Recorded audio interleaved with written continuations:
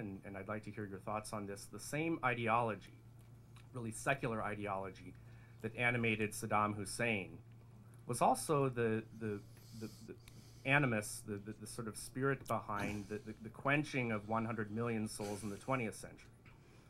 When Solzhenitsyn said in receiving the Templeton Prize in 1983 that when asked, why has all of this happened, his response was, men have forgotten God. And I wonder, in your characterization of religion as only a dictatorship, a kind of absolute,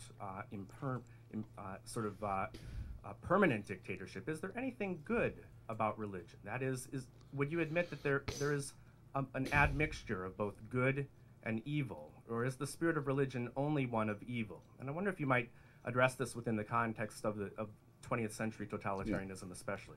Absolutely, and thank you. Well, the spirit of simple credulity, for example, the humble faith, the person who puts his faith in God and tries to arrange his life and that of his family according to precept, is not evil at all. But simple credulity can be evil for this reason. Someone who can see that there are millions of credulous people around will soon take advantage of the fact and will soon find a way to do so. So the struggle between people who think like me and our rivals, our enemies, is the struggle to raise the culture to the level where people are immune to appeals made by the cynical to the credulous. And I'll instance that further in replying to the rest of your question.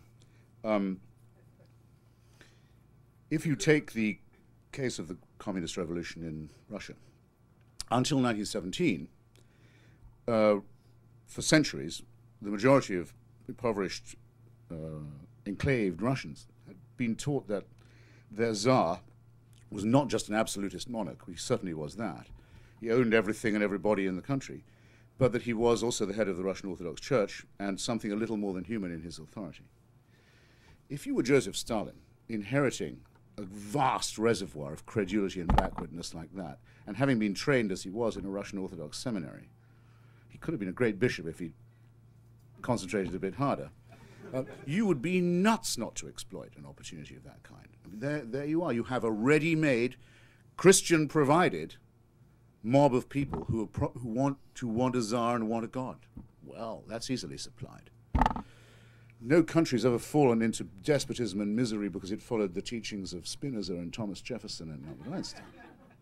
You see what I mean? I can go on about this if you want. Well, perhaps if I might just follow But up. I think, don't you think that's a fair answer to your question, as posed? Well, And by the way, I find it interesting because this comes up at every meeting I've ever had and every argument. That's why there's a whole chapter in my book about it. The Christians are feeling a bit on the defensive now, and the religious in general, and they keep bringing this up as if to say, okay, we're not that great, but at least we're not fascists and Nazis. Well, I would want to say a bit more for myself than that, I've got to say. And as a secularist, I don't have to make that dissociation. I don't have to. And I don't think that that's a fair characterization of the sentiment of my question, that if we could move to Jefferson for a moment, that the sort of spirit that allowed American liberty to flourish in the founding was one in which there was a recognition that there was a place for God in public life. There was certainly a hatred of despotic religious impulse, and Jefferson was a marvelous crusader in that regard, but there was also a recognition that there was a place for God in public life, just as Solzhenitsyn recognized that, I think. Oh, I didn't. Well, your Solzhenitsyn point, I meant to say, Solzhenitsyn is borrowing there from Smerdyakov in the Brothers Karamazov, who says, without God, everything is possible. Smerdyakov is, of course, the moral idiot of the book, but his point is considered to be useful. And, okay, if you can be an atheist and say that means there's no law. You can be a nihilist and be an atheist, just as you can be a nihilist and be a Muslim or a Christian, or a sadist, or a casuist. There's no guarantee.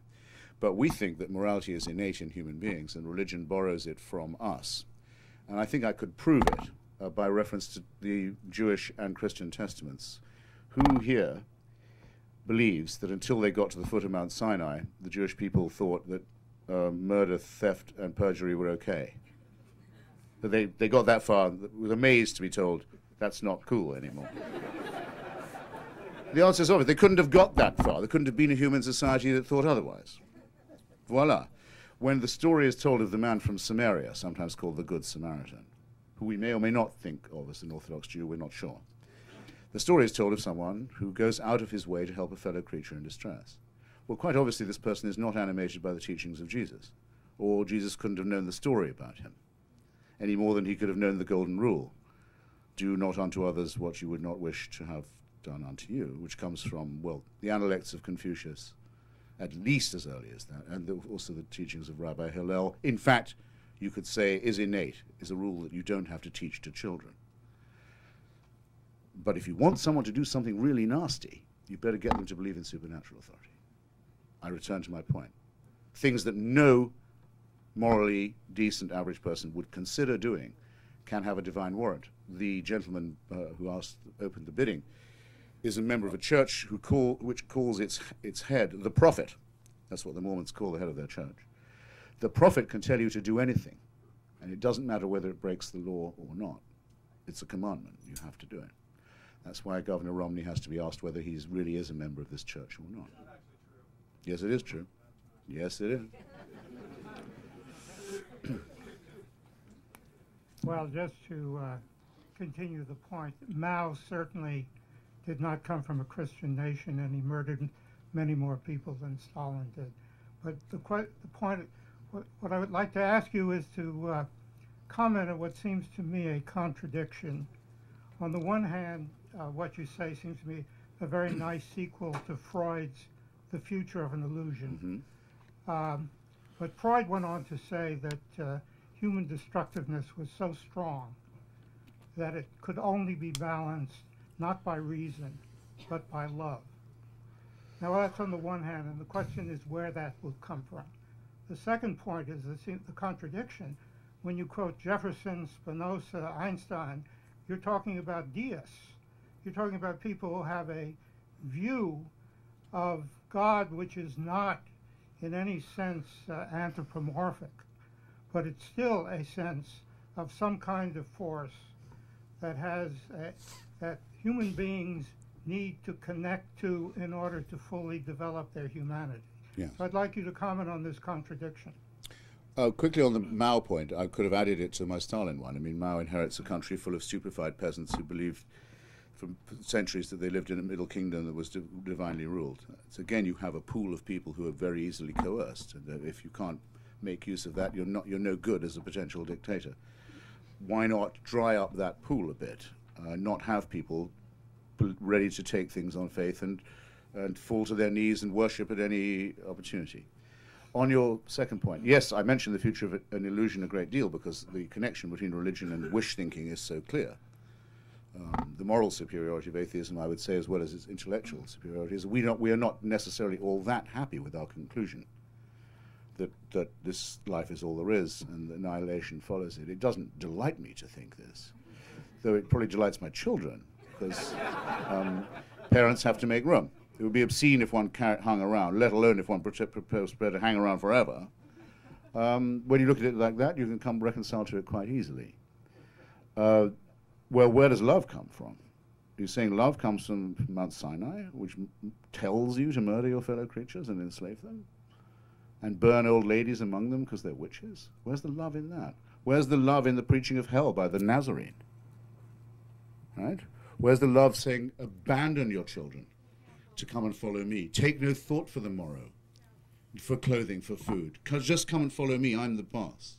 Where's the love or morality in that? It only makes sense. Even C.S. Lewis is forced to concede it. It's the ravings of a madman unless you believe the end of the world is coming real soon, and this person has some clue to it. Well, you might as well take the Kool-Aid right there. This is not loving.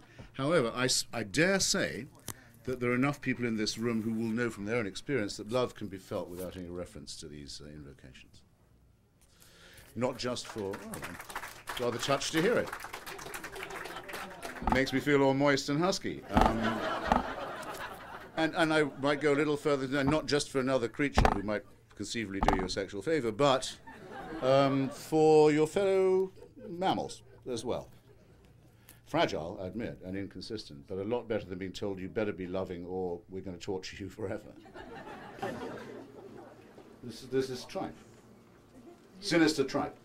The deism argument. Oh, and the deism point. Well, of course, I actually don't think Spinoza was a deist. He was actually a pantheist. What he said was God is everything and everywhere. I don't mind people saying that. I don't mind people saying that at all. He didn't believe it gave him the right to tell anyone what to do. Jefferson was a very good paleontologist. Could have been a great one if he'd been born a few years later. He's still puzzling. Why are the seashells so high up on the mountains? 1819, he was still alive. The great day on which, it's February 1819, Abraham Lincoln and Charles Darwin are born, the two great emancipators. Darwin much the greater one. Now there's no mystery. Before then there was. Deism was the best that Jefferson, brilliant as he was, could possibly do. Now we don't need it. You can believe it if you like, but it's optional. Fine. What does the Buddhist say to the hot dog vendor? You doing it? Make me one with everything. As Jefferson said about religion in general. As Jefferson said about religion in general, that neither picks my pocket nor breaks my leg. I don't mind. Do you know what the hot dog vendor says in return? Not everyone knows part two. Well, he makes him one with everything and hands the Buddhist a slathered dog. The Buddhist hands over a $20 bill. That's all he's got under his saffron robes. Munches a bit, waits. He says, but no money is forthcoming. And he says finally to the vendor, where's my change? And the vendor says, change comes only from within.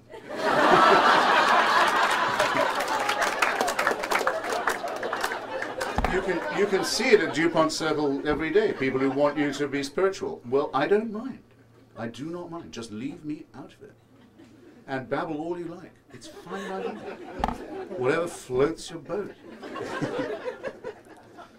But I insist, don't try and teach this to my children. Don't try and put it in the schools. Don't get the president to talk piss on public occasions in this way. Don't be praising people because they'll believe anything. Don't be telling me that jihadism is the expression of some suppressed grievance. Don't be telling me any of that. Don't tell me that God gave you the West Bank. None of this, because this is not a difference of opinion. This is a battle in which civilization is involved and in which they've had it all their own way for far too long. And people who care for civilization are going to have to fight and show that we too have unalterable convictions. We too have real principles that can't be changed. We won't call them faith or dogma, but don't mistake that for weakness. And yeah, you know what? On certain days, we too can be offended. I find that really offensive. That you say to me that God is telling you to blow yourself up in my city. No, that's offensive. It's worse than offensive. Up with this. We will not put.